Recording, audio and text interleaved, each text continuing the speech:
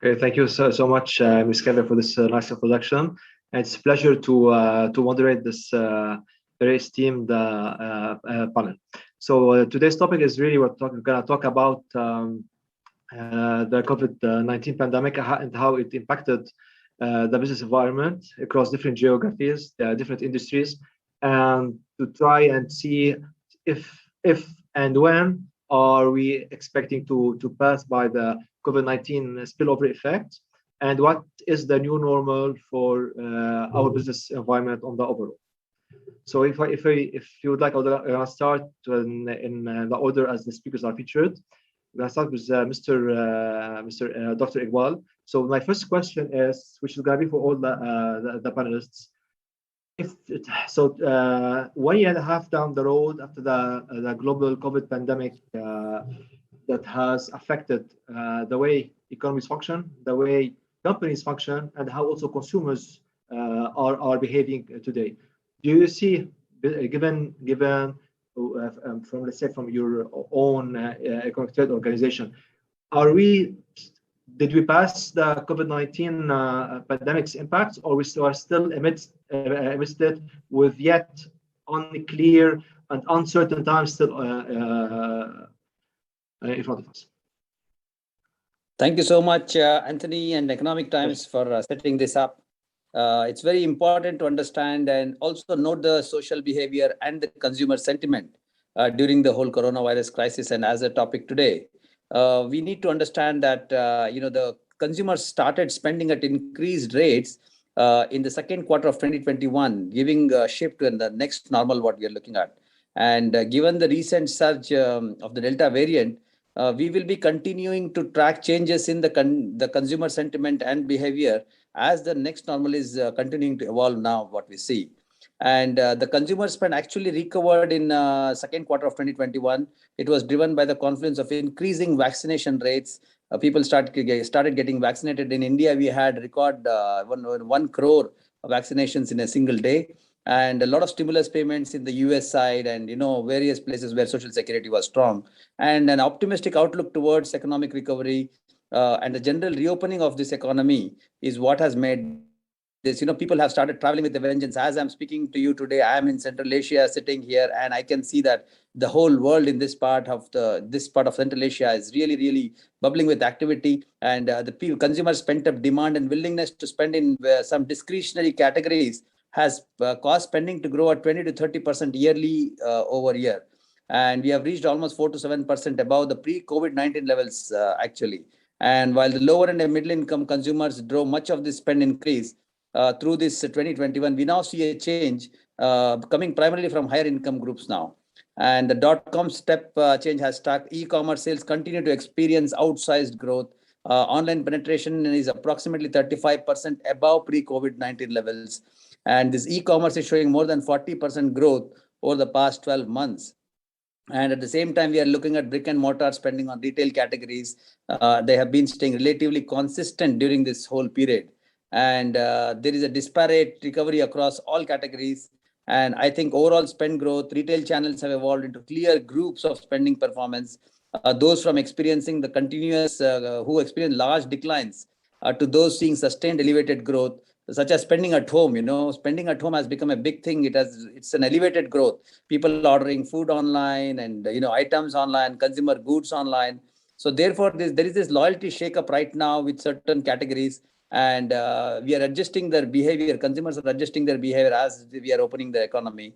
As many as 30 to 40% of consumers continue to switch brands, and they have switched retailers, and they're driven primarily by younger consumers seeking value, combined with greater emphasis on purpose-driven alignment and this quality. And the home body economy is big time. It is persisting big time. And these consumers and employers are actually adjusting to next normal in remote work models. Many companies like TCS in India and various companies in South India have actually asked their people to be continuing to work from home. So this is something we are going to accept this. And in addition to increasingly hybrid work models, we continue to see a corresponding shift in purchases and investment focused on home-based working and living. Many new projects that we are seeing, small affordable housing projects, are actually coming up with a workspace now. There are projects that are being announced with a workspace in an area which is really connected with the Wi-Fi and plug and play kind of homes. So we expect to see this trend continue in the medium term.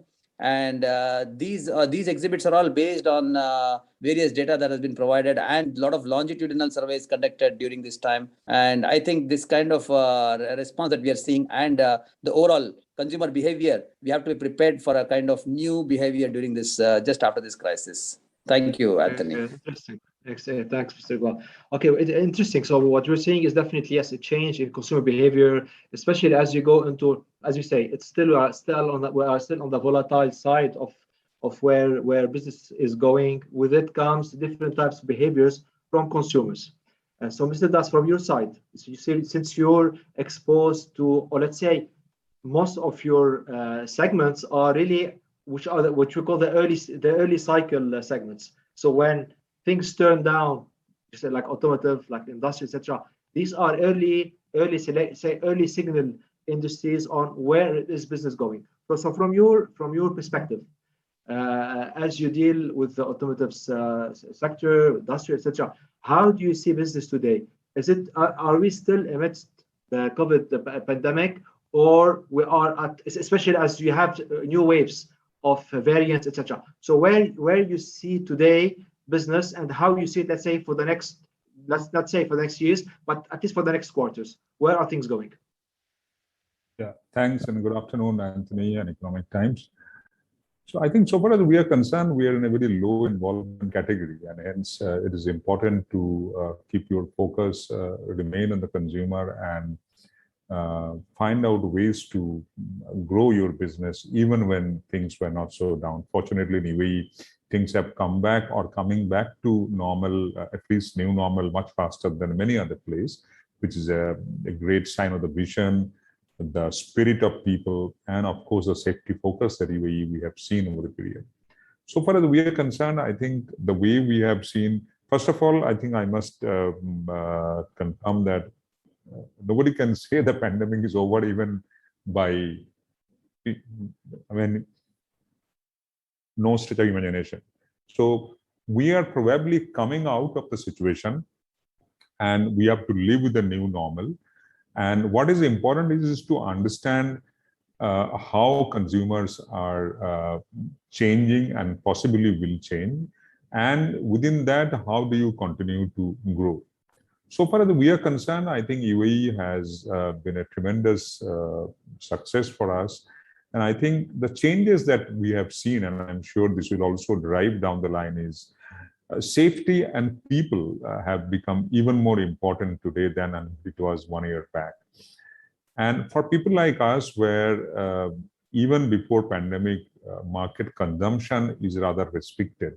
So for us to grow, what is important is to leverage the potential and focus on what is available for you in the market rather than looking at too many problems. And that, I think, has really helped us to grow. And even when the market has obviously degrown in this sector, in UAE, our business in the channel segment has a double-digit growth last financial year, which is, I think, a very commendable job our team and our channel partners have done.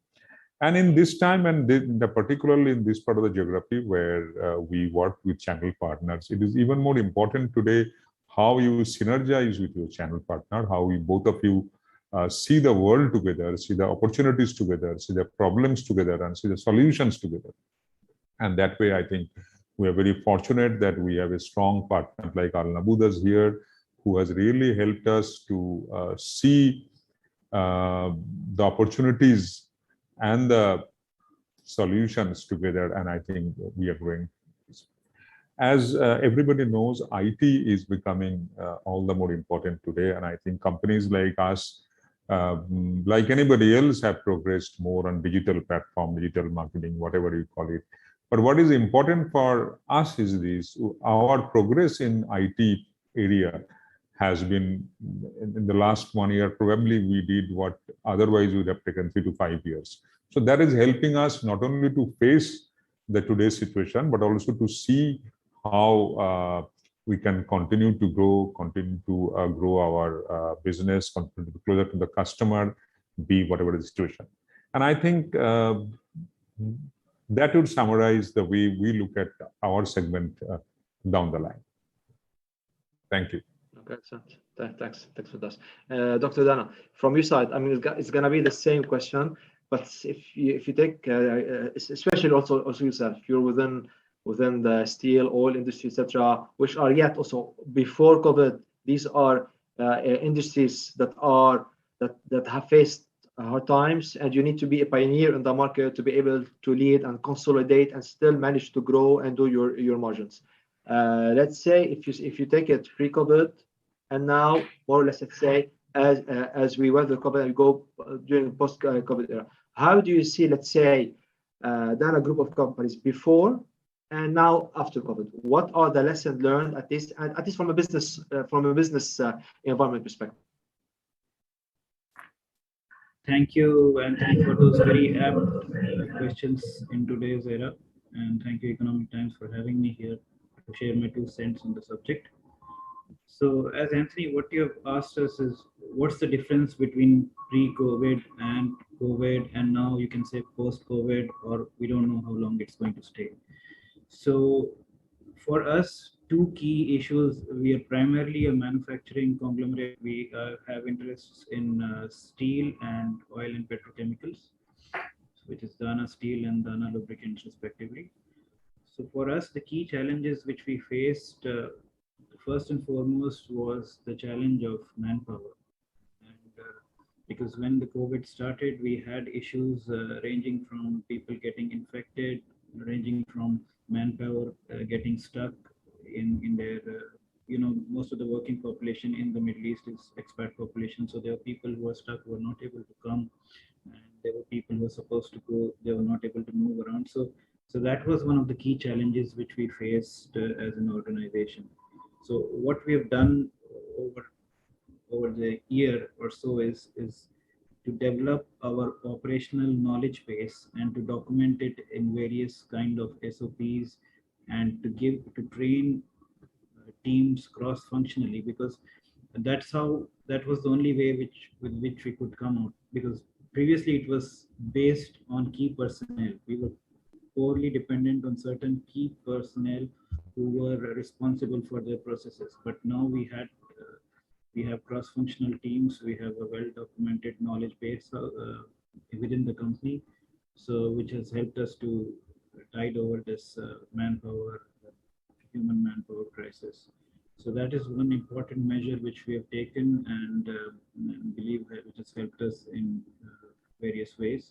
Second is definitely, as Mr. Das has suggested, to embrace technology. So although we were on the forefront of technology, and I was myself, I'm a very keen propagator of adopting new technologies, but when the COVID came in, it brings out the best in everybody. So we had things like implementation of the next level of ERP, integrating real-time monitoring. We had remote skill solving, wherein we could, because we have, especially in the steel plant, we have complex machinery running on PLCs and SCADAs, so which could be monitored by engineers in a different continent. So things like that have been implemented across the organization, and it has definitely made us more self-sufficient as compared to what we were before.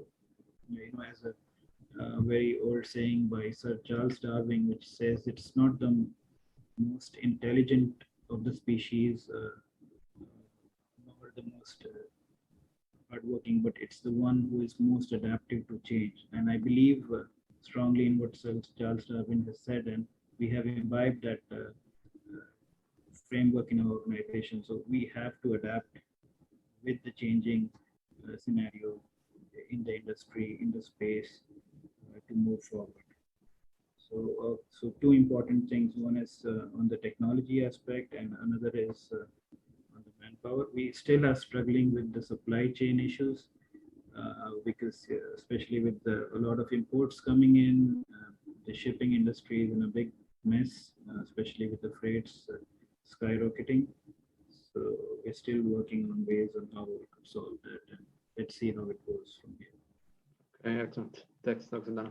Mr. Sama, from your point of view, If I want to tackle again the same issue before and after COVID, if based on what other panelists said, what can you add in terms of where you see things, what has changed before and after, and where you see things are going, at least from your from your point of view, in terms of your industry and your sector of focus.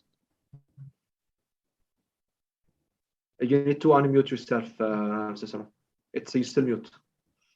Yeah, thank you. Thank you, Economic Times, and thank you, my panel members. It's a great opportunity to share some thoughts and insights. I come from energy industry. I mean, basically, we are a service company and providing turnkey solutions to the entire spectrum, upstream, midstream, downstream, refinery, petrochemicals, and things like that. And our business is quite manpower intensive.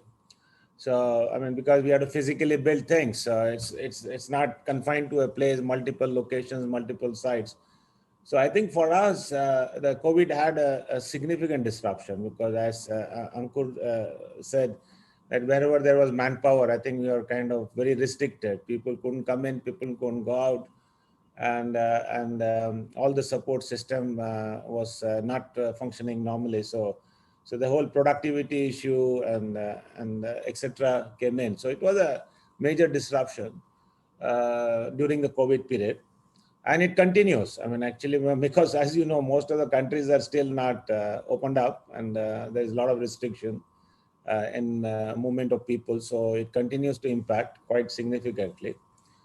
And in addition to COVID, I think what has happened is also there has been a sudden awareness of the environment. I mean, I think the move towards reduction in carbon footprint and the advancement of the green energy and green solutions and energy transition has also got quite accelerated. So that, I think, has also in the conventional wisdom, it has created some amount of uncertainty with respect to the capital expenditure. I mean, so people are not very sure that how the future is going to look like in terms of fossil fuel demand. I mean, and there are many things happening, the electric vehicle, the battery systems, and then the cost of solar.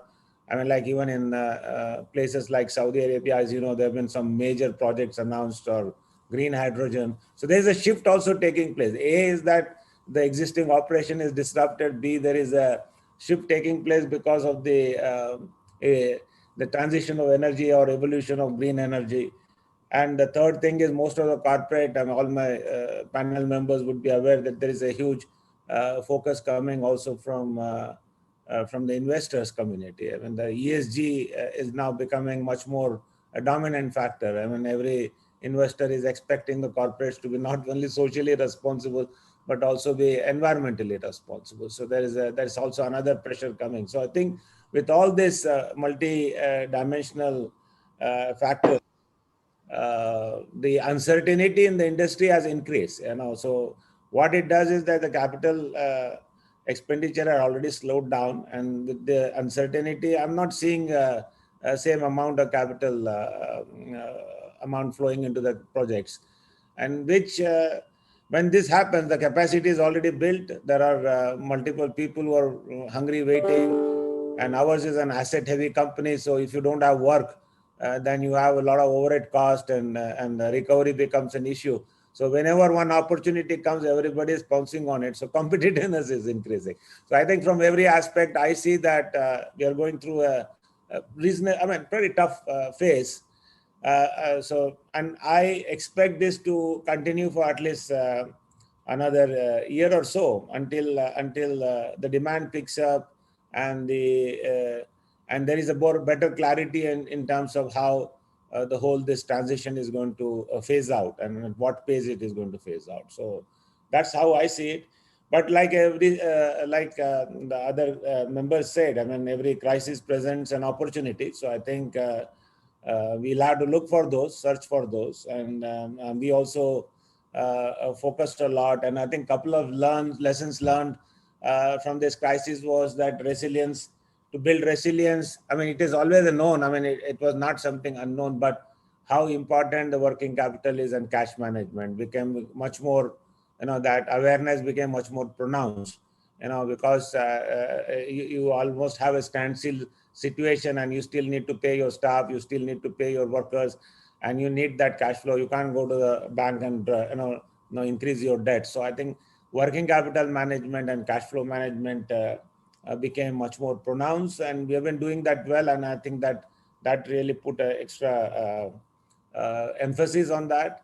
And then the second thing is the people management. I think Mr. Das talked about it. I think people and service business people are always the most important factor. I mean, people comes ahead of everything. But I think COVID taught us that there has to be another level of engagement with the staff, and also when you engage, and then how you can sort of increase that bonding, increase the bonding, and make it much more inclusive. I mean, the whole problem solving becomes much more inclusive than management and others, or they and us.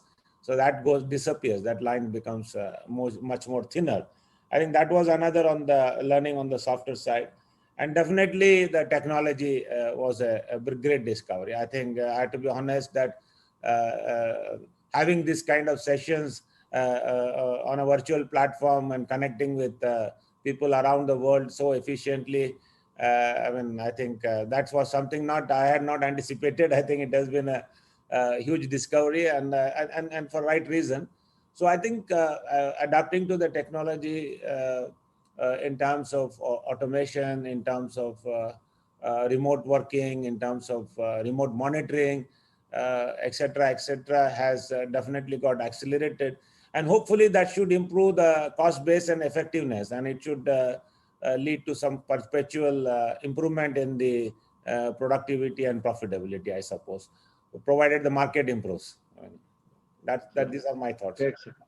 That's a good point. But okay, so what you're saying is that there are lots of opportunities, lots of challenges that happened that came from the COVID pandemic. Now, question here: if you would make one final round, 2 minutes each panelist, I have one set question. Since the last, last decade, we had financial crisis in 2008. We had now pandemic in 2020. Maybe the next crisis will be maybe a global sovereign crisis, or no. So we entered since 2008 periods of really high volatilities and high uncertainties.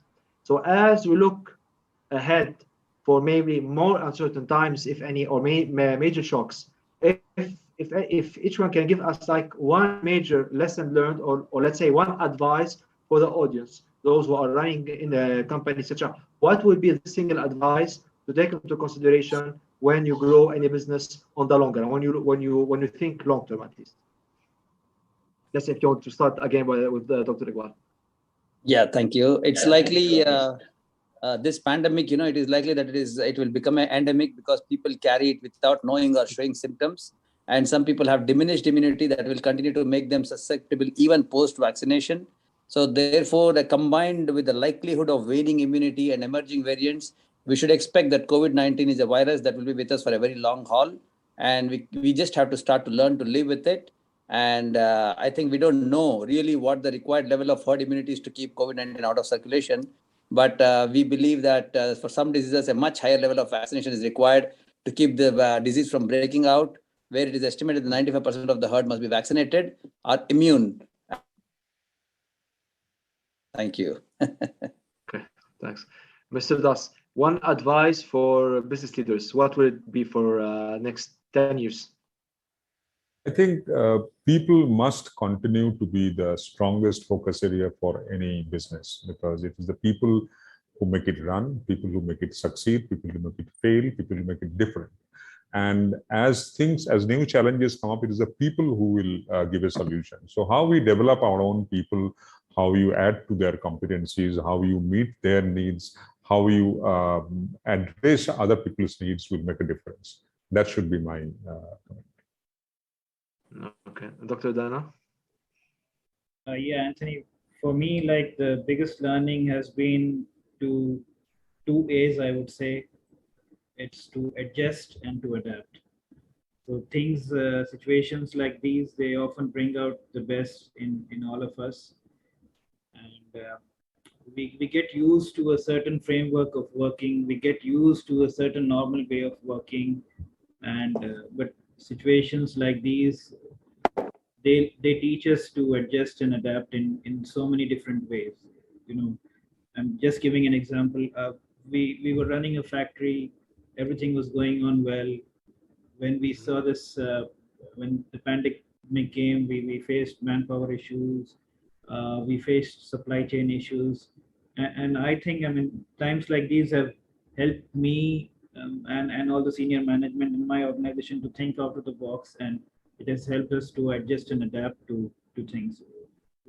Just an example is, like, we were running this factory on a normal power from the Electricity and Water Authority, and guys from the solar industry were approaching us to adopt renewable energy. And you get so busy with work, you don't, you think maybe that's something which would not affect you in any way. But when you are in situations like this, when cash flow really matters, as Mr. Subramanian has said, so you tend to adopt things like these, which would help you to save money, and at the same time contribute to sustainability of the environment. So we went in for a 1.05 megawatt solar generation facility, which was just, it was all there. It was just our existing roof space, which was not being utilized for a long time. So I would say, if the pandemic hadn't come, and we would have continued to function the way we were, and would never have given this a thought. So this is just one simple example and practical example which we adopted. Besides that, as I told, to develop an operational knowledge base and adopt technology. So things like these, they bring out the best in all of us. And one more saying before I wind up is, like, tough times, they never last, but tough people always do. And I hope nice one. people believe in this very strongly.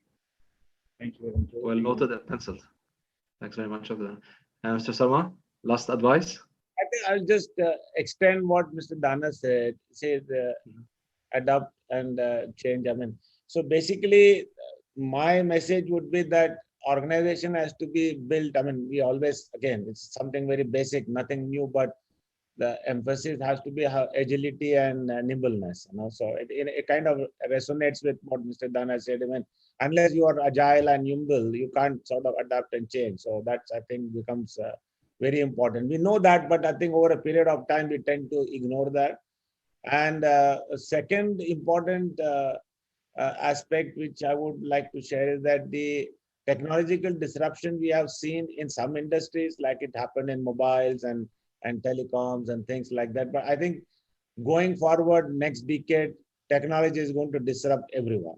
In my view, I think it's not just going to be to a certain segment or a certain industry. It's going to cut across, and somebody has to be prepared for that. So in that sense, you have to be, every organization has to be a little bit higher, have a higher bias towards technology, and if possible, also have some kind of innovation in a technology group created if it is not there, so that someone who is always like a ship or a flight engineer in the aircraft, who is always looking ahead and seeing what is coming, and rest of the guys can put their head down and do what they are doing every day, but there has to be somebody who is looking ahead, and that could be a technology and innovation team. I think so. Excellent.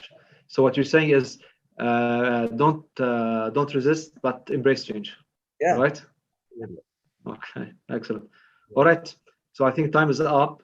I would like to thank you, the panelists, for these very nice and very interesting notes, and definitely they have been adding value for all the audience, especially on the strategic level. So thank you very much for being here, and back to you, Jyoti and Nikita. Thank you very much indeed to all of our speakers. Thank you so much for joining us this evening, sharing across the best practices, how you as individuals manage to look at the challenges more towards an opportunity, for that matter, how your organizations also perceived and viewed this particular era. Thank you so much for sharing with us your thoughts, gentlemen. And I'm sure all of our attendees have managed to gather some wonderful, wonderful nuggets of insights from you all. Thank you once again.